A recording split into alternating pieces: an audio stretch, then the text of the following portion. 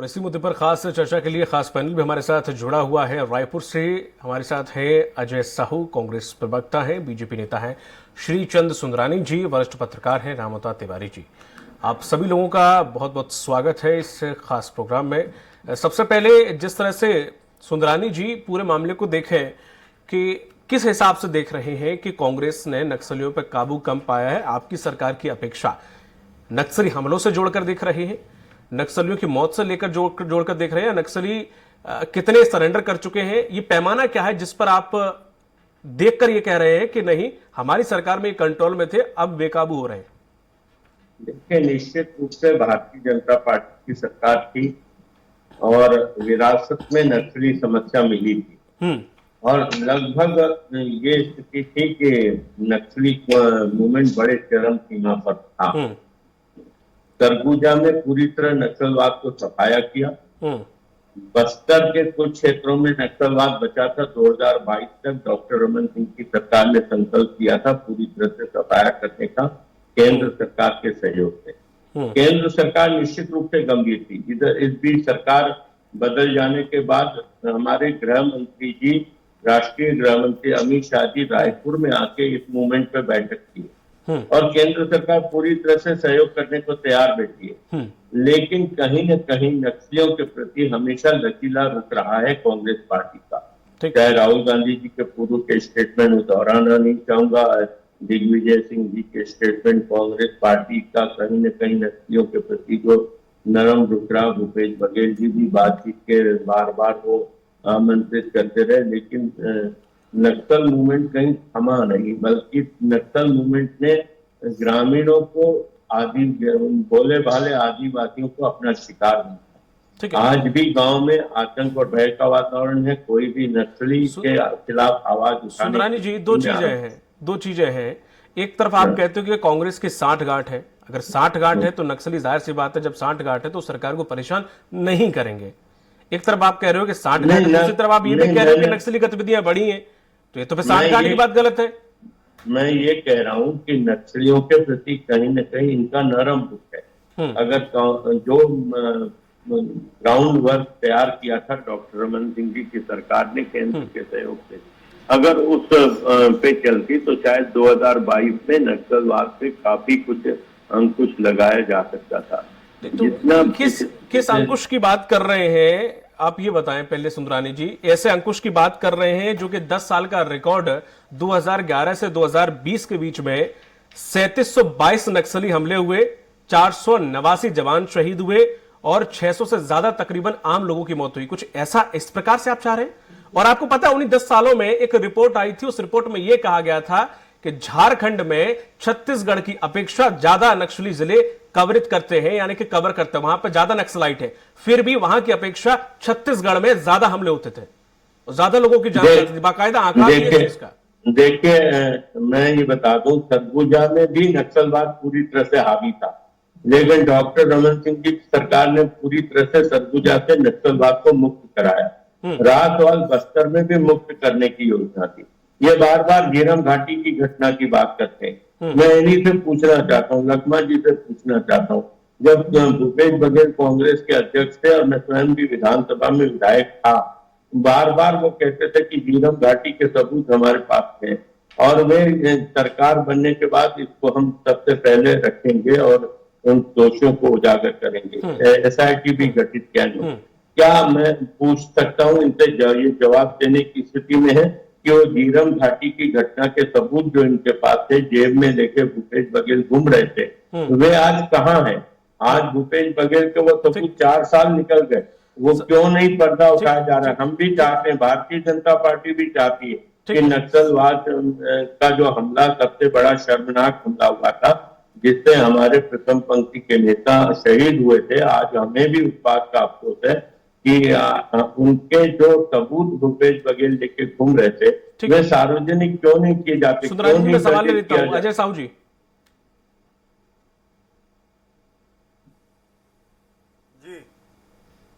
सुंदरानी जी ने कहा, उसका उत्तर अजय जी आप तक आवाज पहुंच रही है? देखिए दीपक जी, भारतीय जनता पार्टी झूठ बोलने की फैक्ट्री है। जिस तरीके से ये लोग झूठ बोलते हैं, इसका कई बार उदाहरण छत्तीसगढ़ की जनता देख चुकी है। इनके राष्ट्रीय अध्यक्ष आते हैं, वो कहते हैं 71 आदिवासियों की हत्या हो गई, भूपेश बघेल जी प्रदेश से नदारा था, जबकि ऐसी कोई घटनाएं नहीं हुई होती हैं। नेता प्रतिपक्ष कहते हैं कि फलाना गौठान में 90 गायों की हत्याएं हो गई है, मृत्यु हो गई है, सरकार उदासीन है, वहां पे ऐसी कोई घटना नहीं हुई होती है।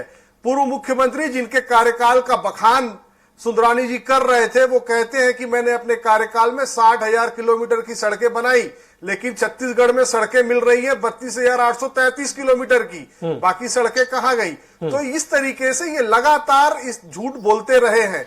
अब ये नया, इससे पहले आपको ध्यान होगा ईडी की जब छापेमारी की कार्रवाई हुई थी तो ईडी ने कोई प्रेस नोट जारी नहीं किया था, लेकिन डॉक्टर रमन सिंह जी ने ईडी के माध्यम से, ईडी के नाम से एक दस्तावेज जारी किया था, जिसे तथाकथित प्रेस नोट बताया जा रहा था ईडी का। ईडी ने कोई जारी नहीं किया था। उसी तरीके से अब ये नेता प्रतिपक्ष जो है, ये एक कागज का टुकड़ा लेकर आए हैं और कह रहे हैं कि नक्सलियों की बैलेंस शीट है। इन्होंने अभी कहा, सुंदरानी जी ने, कि ये वही छत्तीसगढ़ है जहां से हमें विरासत में नक्सलवाद मिला था। तो साहब, आपको 2003 में 3 ब्लॉकों का नक्सलवाद छत्तीसगढ़ में मिला था, जिसे आपने लगातार फलने दिया, फूलने दिया, और उसका नतीजा यह हुआ कि तत्कालीन मुख्यमंत्री डॉक्टर रमन सिंह जी का गृह जिला कवर्धा भी नक्सलवादियों की सूची में, नक्सल इफेक्टेड डिस्ट्रिक्ट की सूची में वो शामिल हो गया था।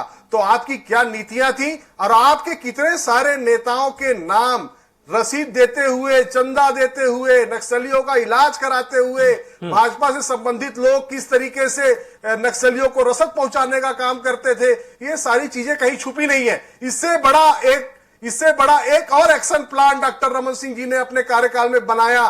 दीपक जी, वो अपना रक्षा सलाहकार बना करके केपीएस गिल को लेकर के आए और उन्हें कहा, वेतन लो, मौज करो, आज वो हमारे बीच में नहीं है, काजू किशमिश खाओ, वेतन लो, मौज करो, नक्सलवादी समस्या को जैसा है वैसा चलने दो।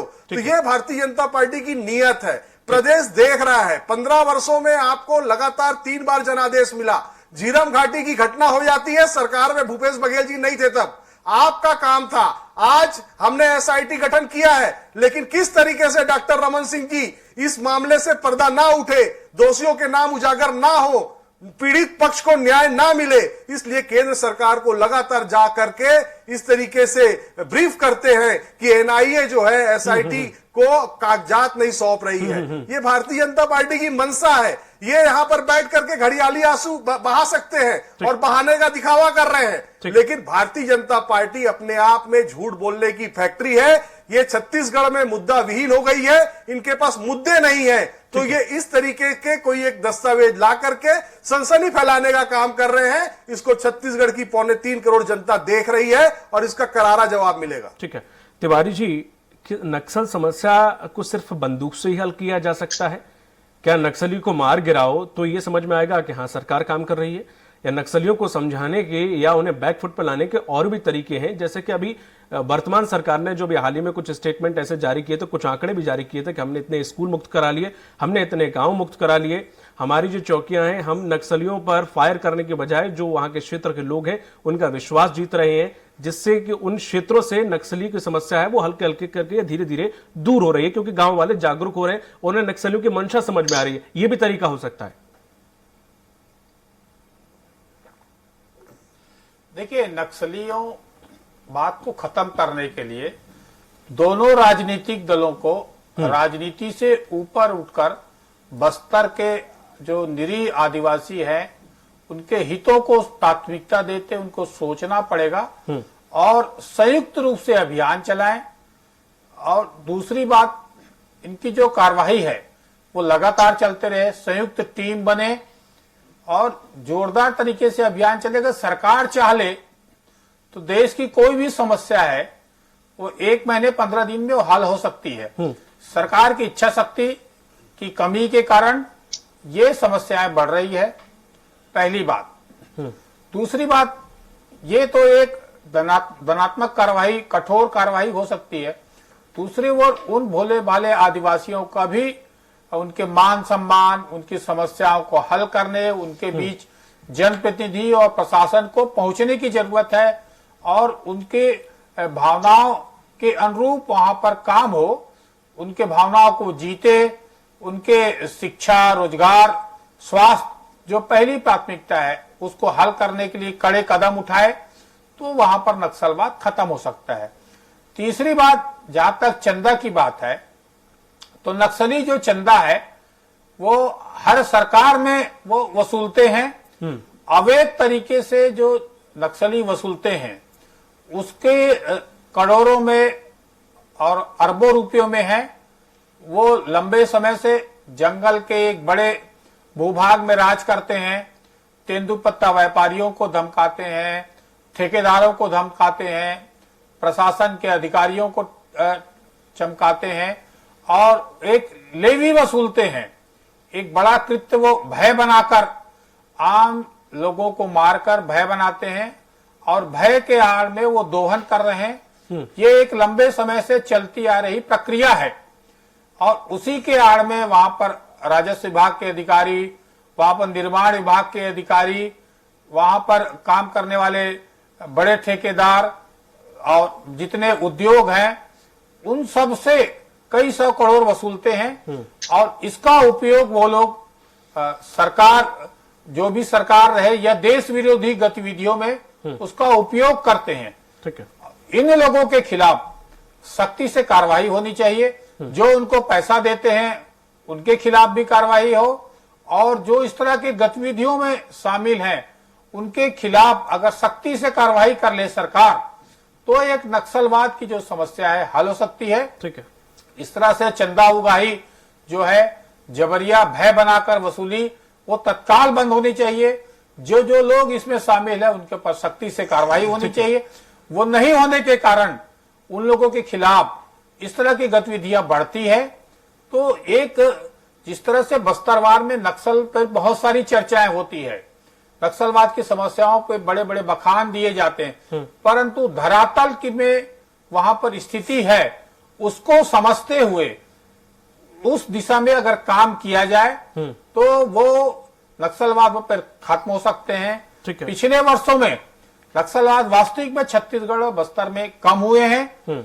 इसी तरह से गतिविधियां चलती रही तो नक्सलवाद वहां पर खत्म हो सकते हैं और बस्तर का बड़ा भूभाग जो विकास के लिए तड़प रहा है वहां विकास हो सकता है। वहां के जो लोग हैं जो जिस तरह से विकास होना चाहिए वहां पर लोगों का, मानव का विकास होना चाहिए, वो नहीं हो रहा है। तो उनके मानवीय मूल्यों को, उनकी मानवीय भावनाओं को समझते हुए सरकार अगर दृढ़ इच्छा शक्ति के साथ काम करे तो नक्सलवाद हर तरीके से खत्म हो सकता है। ठीक है तिवारी जी। सुंदरानी जी, जिस तरह से पहले जो बजट था वो तकरीबन शायद 80 या 90 करोड़ था जो इसके लिए आता था केंद्र सरकार की तरफ से, लेकिन अब शायद 2021-22 में से बढ़ा दिया गया, 140 करोड़ कर दिया गया। क्या मैं सही हूँ? नहीं, निश्चित रूप से केंद्र सरकार ने बजट बढ़ाया है और नक्सलवाद के सफाई के लिए केंद्र सरकार दृढ़ संकल्पित है। मैं दीपक जी, आदरणीय अजय साहू जी का जो आरोप था कि भारतीय जनता पार्टी के नेता भारतीय जनता पार्टी के कार्यकर्ताओं की नस्लियों के साथ साठ को पैसा देते थे और कहीं न कहीं उनके साथ संबंध थे। ये 4 साल से प्रदेश में कांग्रेस की सरकार है। एक भी व्यक्ति को, एक भी भारतीय जनता पार्टी के कार्यकर्ता नेता को क्या इन्होंने चिन्हित करके कार्रवाई की या एक भी भारतीय जनता पार्टी का नेता इसमें सम्मिलित पाया गया? क्या 4 साल से क्या ये हाथ पे हाथ धरे बैठे? जहां तक विकास की बात है, विकास के माध्यम से नक्सली क्षेत्रों में नक्सलियों की जड़ को समाप्त करने का काम 2013 के बाद डॉक्टर रमन सिंह जी ने गांव-गांव में विकास का काम शुरू कराया, सड़कों का जाल बिछाने का काम किया, स्कूल बनाने का काम किया।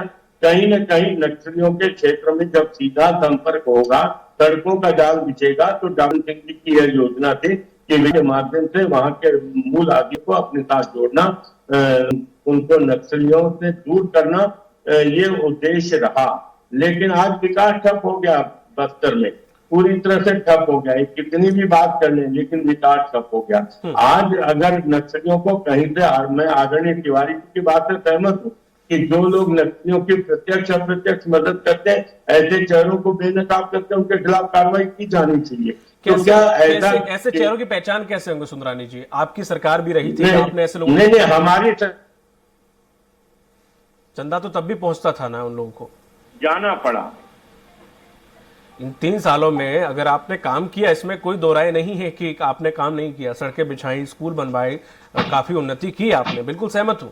लेकिन जिस तरह से आप कह रहे हैं कि अगर नक्सलियों को चंदा पहुंचाने के जो लोग हैं उन्हें गिरफ्तार किया जाए, तो आपने ऐसे लोगों को चिन्हित क्यों नहीं किया था तब? नहीं, हम लोग तो किया, हमारे समय में तो कई लोगों के खिलाफ मामले दर्ज हुए, जिनकी प्रत्यक्ष या अप्रत्यक्ष रूप से नक्सलियों से साठगांठ की, ऐसे चेहरे उजागर किए। लेकिन कांग्रेस पार्टी की सरकार अब सीधा सीधा आरोप लगा रही है अजय साहू जी कि भारतीय जनता पार्टी के नेता उनकी मदद करते थे, भारतीय जनता पार्टी के नेताओं की उनके साथ साठगांठ थी।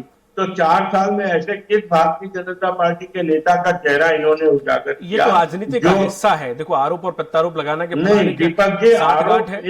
एक गंभीर राजनीतिक दल जिनकी सरकार है, वो अगर किसी एक राजनीतिक दल के नेताओं पे आरोप लगाते हैं तो उनके प्रमाण उनके पास रखना चाहिए। दूसरा, ऐसा अगर होता तो कद्दावर नेता बीजेपी के बीमा मंडावी जी, उनकी मौत ऐसे नहीं होती अगर वाकई ऐसा कुछ होता। ये सब काल्पनिक बातें हैं, सिर्फ राजनीति का मुद्दा है। एक बात और अजय साहू जी ने उठाई थी जिसका जवाब देना मुझे बहुत जरूरी है। इन्होंने कहा था कि ईडी के नाम का फर्जी लेटर जारी किया डॉक्टर रमन सिंह जी ने, क्या या भारतीय जनता पार्टी ने? तो मैं अजय साहू जी से पूछना चाहता हूं कि जो ईडी का रेड हुआ, हालांकि वो स्वतंत्र एजेंसी है, हम उसमें कभी इंटरफेयर नहीं करते, लेकिन क्या ईडी के रेड में अवैध धन नहीं मिला? करोड़ों रुपए वहां पे जब्त नहीं हुए? क्या 25 रुपए 30 रुपए कोयले की दलाली का जो है वो वहां पे उजागर नहीं हुआ? ये मामले गलत हैं क्या? तो नहीं, मुख्यमंत्री जी ने तो कहा था कि हम डॉक्टर रमन सिंह जी के खिलाफ मानहानि का मुकदमा करेंगे। क्यों नहीं करते? सारे तथ्य तो सामने हैं। हम तो चाहते हैं कि वो कहीं ऐसा करें ताकि डॉक्टर रमन सिंह जी को अवसर मिले सारे तथ्यों को रखने का। ठीक है सुंदरानी जी। साहू जी, हालांकि वो ईडी का मुद्दा अलग है और कोई भी राज्य से मैं नहीं उठाना चाहता था दीपक जी। नहीं, वो बात सही है आपकी। देखिए दीपक जी मैंने एक उदाहरण दिया था। ईडी की प्रेस रिलीज जारी नहीं होती है, डॉक्टर रमन सिंह जी उस कागज को एक कागज ट्वीट करते हैं और कहते हैं कि ये सारी चीजें पकड़ाई है। और मैं ये कहना चाहता हूं, आज जो विषय है नक्सलवाद, माननीय नेता प्रतिपक्ष जी ने कहा है कि छत्तीसगढ़ में नक्सलवादी जो है वो लगातार अपने पैर पसार रहे हैं, नक्सलवादी घटनाओं में वृद्धि हो रही है, ऐसा उनका आरोप है। लेकिन केंद्र सरकार कहती है कि छत्तीसगढ़ में 2019 के बाद में 80% नक्सलवाद की जो घटनाएं हैं उसमें कमी आई है। तो क्या माननीय नेता प्रतिपक्ष जी केंद्र सरकार से अपना उनका मत जो है वो अलग है? केंद्र सरकार ने जो आधिकारिक बयान जारी करके ये कहा है कि 80% कमी आई है, क्या वो उससे सहमत नहीं है? ये भी भाजपा के नेता को स्पष्ट करना चाहिए, पहली चीज।